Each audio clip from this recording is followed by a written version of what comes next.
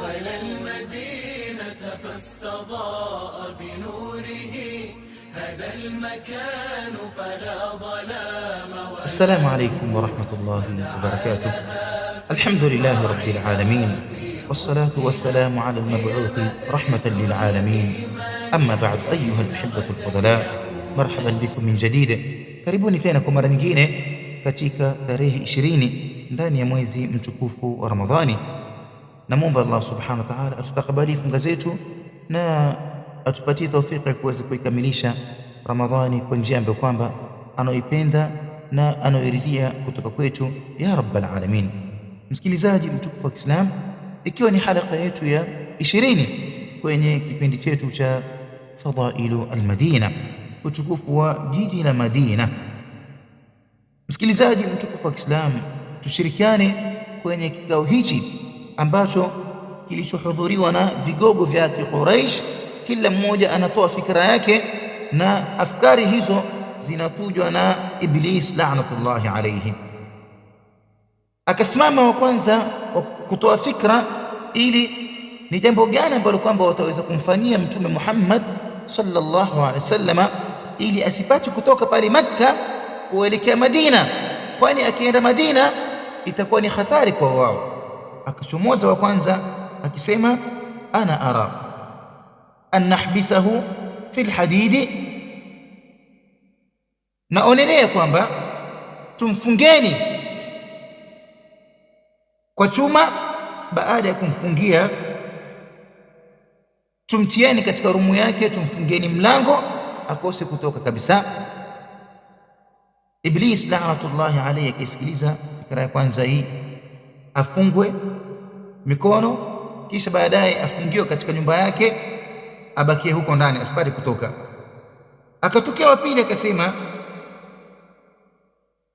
an nukhrijahu min baini adhhurina fa idha kharaja min indina fala nubari aina dhahaba wala haythu waqa ila akhir.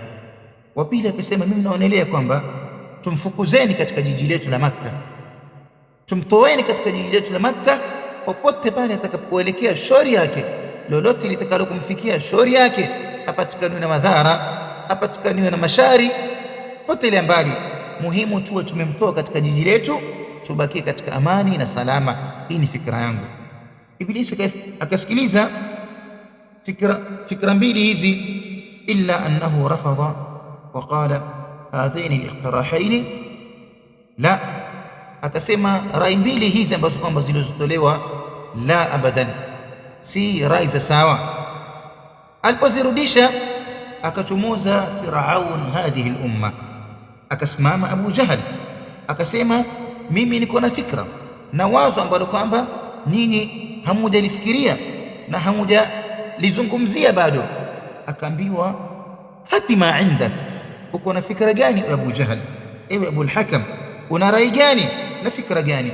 Akasema Abu Jahal, mimi naonelea tuchagueni katika makabila ya Quraysh, tuchagueni katika kila kabila kwenye makabila ya Quraysh kijana ambaye anayetoka katika nini, famili kubwa, kijana aliye na nguvu, kisha tumpeni panga. Baada ya kuwapatia vijana wote kwenye makabila mbalimbali, makabila makubwa, tuwapeni vijana wote mapanga, waende wamvamie Mtume Muhammad sallallahu alaihi wasallam, wampige kipigo kimoja, ili damu ya Mtume Muhammad sallallahu alaihi wasallam itawanyike kwenye mapanga yale na katika makabila yale.